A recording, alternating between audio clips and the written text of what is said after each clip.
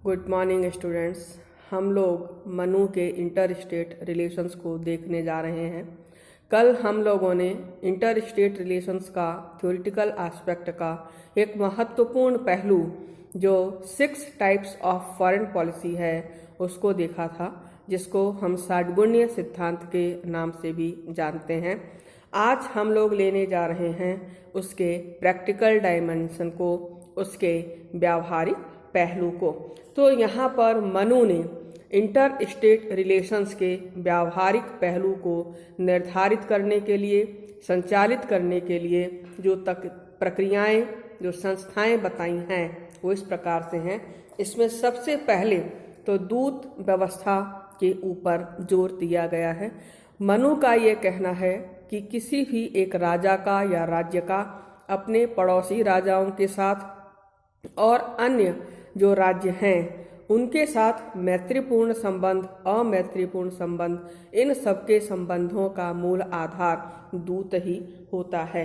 मनु का ये कहना है कि दूत ही वह शख्स है, वो व्यक्ति है, वो पर्सनैलिटी है जो शत्रु से आपका मेल भी करवा देता है और मिले हुए शत्रु से विग्रह करा देता है, और वह व्यक्ति ऐसा व्यक्ति है जो परस्पर मैत्री में भी फूट डालने का कार्य कर सकता है।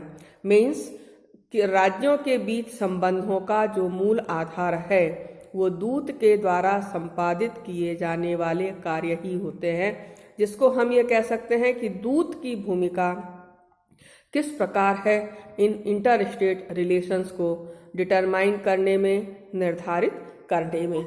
अब दूत की क्या योग्यताएं होनी चाहिए, इस पे मनु का स्पेसिफिक रूप में ये कहना है कि उसे शास्त्रों का विशिष्ट ज्ञान होना चाहिए, और जो इंगित है, मीन्स जो इशारे हैं, उन इशारों को वो समझ सके। जैसे बोलने के तरीके से, आपकी फ्राउनिंग से, आपकी भौहों से, आपके क्रोध सूचक जो भाव भंगिमा है, उन सबको समझने में उसकी क्षमता होनी चाहिए, और उसमें चातुर्य हो, शुद्ध हृदय हो, और किसी भी प्रकार की आसक्ति वाली जो बुराइयां हैं वो उसमें नहीं होनी चाहिए। इसी प्रकार से वो चतुर, तीव्र स्मरण शक्ति वाला, देश व काल के अनुरूप निर्णय ले सकने वाला वाक्पटु होना चाहिए। इसके अलावा जो षड्गुण्य हैं, जो षड्गुण के 6 सिद्धांत बताए हैं मनु ने, उन सब के संदर्भों में वह प्रवीणता, सामर्थ्य, धर्म, अर्थ और काम, इन सब में से किसी के भी माध्यम से वह किसी भी रूप में शत्रु के संपर्क में न आ पाए, शत्रु के झांसे में न आ पाए, ये उसका व्यक्तित्व होना चाहिए। मीन्स निर्लोभी हो, और वो इतना सक्षम हो कि सामने वाला पक्ष यदि उसे प्रलोभन देने की कोशिश कर रहा है तो वो उसके प्रलोभन में न आए। अब गुप्तचर कितने प्रकार के होने चाहिए, या किन किन लोगों को गुप्तचर के रूप में नियुक्त किया जा सकता है जो गुप्तचरी का कार्य कर सकते हैं। तो मनु के अनुसार गुप्तचर दूसरे राज्य की शक्ति एवं दुर्बलताओं और व्यवस्थाओं आदि के बारे में जानकारी एकत्रित करके राजा तक पहुंचाता है। साथ ही गुप्तचर का ये भी कार्य है कि अपने राज्य में रहने वाले जो विभिन्न दूसरे देशों के राजदूत हैं उनके गुप्तचरों का पता लगाए और उनके बारे में अपने राजा को सूचित करे। गुप्तचर के प्रकारों के संदर्भ में मनु का ये कहना है कि गुप्तचर के 5 वर्ग हैं। 1 काप्टिक, उदास्थित, गृहपति, व्यापारी और तापस। काप्टिक से मनु का अभिप्राय ये है कि जो व्यक्ति कपट के माध्यम से, कपटपूर्ण व्यवहार के माध्यम से अपनी जीविका का निर्वाह करने का इच्छुक हो, उसे गुप्तचर का कार्य दिया जाना चाहिए। तो ऐसे व्यक्ति को कापटिक गुप्तचर का नाम दिया जाएगा। उदास्थित से मतलब है कि संन्यास धर्म से पतित हुआ व्यक्ति बुद्धिमान है, शुद्ध अंतःकरण है और वो इसको जीविका के रूप में कार्य करने के रूप में वह तत्पर है, तो ऐसे को उदा स्थित गुप्तचर का नाम दिया गया है। गृहपति से तात्पर्य है कि किसान के रूप में रहने वाला व्यक्ति जो कृषि कर्म के बजाय गुप्तचर का कार्य करे, उसको गृहपति श्रेणी का गुप्तचर कहा गया है। नेक्स्ट है व्यापारी। तो व्यापारी के रूप में रहने वाले जीविका रहित व्यक्ति को जो वास्तव में गुप्तचर्या में लगा हुआ हो, उसे व्यापारी गुप्तचर कहा गया है। नेक्स्ट और लास्ट है तापस। मीन्स जो तपस्वी के वेश में रहते हुए गुप्तचर्या करे, उसे मनु ने तापस गुप्तचर का नाम दिया गया है। अब युद्ध के संदर्भ में मनु के क्या विचार हैं, इसमें हम लोग देखेंगे तो ये कहेंगे कि युद्ध का औचित्य तो है, क्योंकि जब परिस्थितियां बिल्कुल ही बिगड़ जाएं, संधि के माध्यम से, मैत्रीपूर्ण संबंधों के माध्यम से कोई राजा अपने लक्ष्य को प्राप्त नहीं कर पा रहा है, तो युद्ध ही उसके सामने एक विकल्प रह जाता है। लेकिन युद्ध को ही एक फुल एंड फाइनल ऑल्टरनेट के रूप में राज्य अपनाएं, इसकी सलाह मनु के द्वारा नहीं दी गई है। कारण यह है कि युद्ध का जो परिणाम है वो अनिश्चित रहता है। जीतने वाला जीत के हारता है, हारने वाला तो खैर हार के हारेगा ही। तो ऐसी स्थिति में जब किसी भी प्रकार से कार्य नहीं बन पा रहा है, लक्ष्य पूरा नहीं हो पा रहा है, उद्देश्य पूरा नहीं हो पा रहा है, तब ही युद्ध का सहारा एक राजा को लेना चाहिए। अदरवाइज जब तक पॉसिबल हो सके उसे दौत्य संबंधों के माध्यम से, मैत्रीपूर्ण संबंधों के माध्यम से, दूतों के माध्यम से अपने संबंधों का निर्वाह करना चाहिए।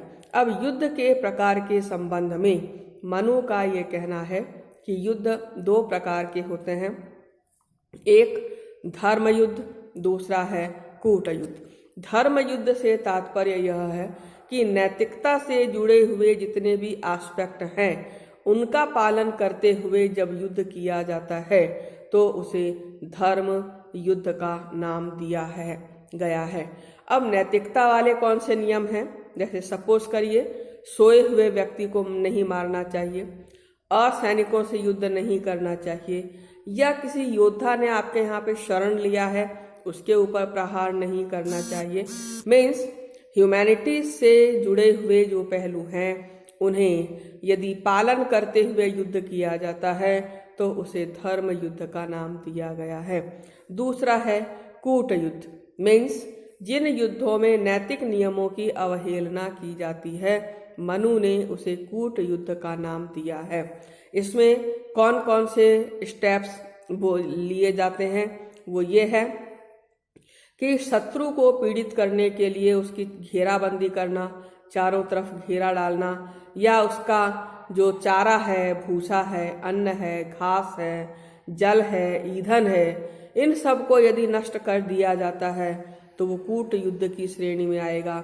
इसी प्रकार से जल स्रोत हैं जिसमें कुआं है, नहर है, बावड़ी है, तालाब है, यदि उसको विषाक्त कर दिया जाता है, नगर का परकोटा नष्ट कर दिया जाता है, या रात्रि में किसी प्रकार के वाद्य यंत्रों के माध्यम से युद्ध जैसी मुनादी की यदि घोषणा की जाती है, तो उसे शत्रु को भयभीत करने का जो कार्य किया जाता है तो उसे कूट युद्ध के नाम से जाना जाता है।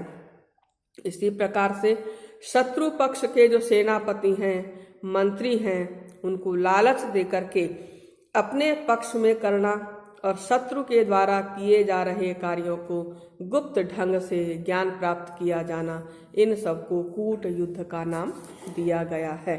अब युद्ध के नियम के संदर्भ में मनु का ये कहना है कि जहाँ तक हो सके युद्ध के दौरान भी एक राजा को नैतिक नियमों का पालन करना चाहिए। युद्ध संबंधी यदि हम निर्णय देखेंगे, नीतियाँ देखेंगे, तो हम ये पाएंगे कि मनु ने किस प्रकार से युद्ध के नियमों के पालन को अनिवार्य माना है। इसमें सबसे पहला तो ये है कि युद्ध में कूट शस्त्रों का प्रयोग नहीं किया जाना चाहिए। मीन्स ऊपर से तो वो शस्त्र सही दिख रहे हैं, लेकिन अंदर से वो जो शस्त्र हैं वो सामने वाले सैनिक को, सामने वाले व्यक्ति को किसी न किसी प्रकार से हानि पहुंचा रहे हैं तो वो गलत माने जाएंगे। तो यहाँ पर मनु का कहना है कि कूट शस्त्रों का प्रयोग नहीं किया जाना चाहिए। इसी प्रकार से शरणागत शत्रु के ऊपर प्रहार नहीं करना चाहिए। सोए हुए व्यक्ति के ऊपर या शस्त्र विहीन व्यक्ति के ऊपर या जो व्यक्ति युद्ध में भाग नहीं ले रहा है उसके ऊपर प्रहार नहीं किया जाना चाहिए। इसी प्रकार से योद्धाओं के द्वारा जो धन जीता गया है युद्ध में, उन्हें योद्धाओं को ही प्रदान कर दिया जाना चाहिए। राज्य के द्वारा युद्ध में जीते गए धन में से प्रत्येक योद्धा को उसके परफॉर्मेंस के बेसिस पर, उसके पुरुषार्थ के बेसिस पर उसका हिस्सा प्रदान किया जाना चाहिए। अब एक जो विजित राष्ट्र है, विजित राष्ट्र मीन्स जिसको कि विजिगीषु ने जीत लिया है, उसके प्रति विजिगीषु का व्यवहार कैसा होना चाहिए या उसके प्रति विजेता का व्यवहार कैसा होना चाहिए। इस संदर्भ में मनु का ये कहना है कि युद्ध में जो विजित धन होता है, कम मूल्य के वो द्रव्य हैं, तो जो उसको जीत करके लेकर के आया है योद्धा, उसे ही लौटा दिया जाना चाहिए। जो बहुत महत्वपूर्ण और मूल्यवान हैं, जिसमें सोना है, चांदी है, हीरे जवाहिरात हैं, भूमि है, उसे राजा को ग्रहण करना चाहिए। और इसमें से भी जहाँ तक हो सके वो समय समय पर सैनिकों के मध्य इनके कार्य के आधार पर इनका उपवितरण किया जाना चाहिए। इसी प्रकार से विजित राज्य के ऊपर अपने शासन को स्थायी बनाने के लिए राजा को वहाँ के व्यक्तियों के प्रति उदारता एवं सहिष्णुता का व्यवहार करना चाहिए, जिससे कि वो शासन के कार्य में सहयोग प्रदान करने लगे।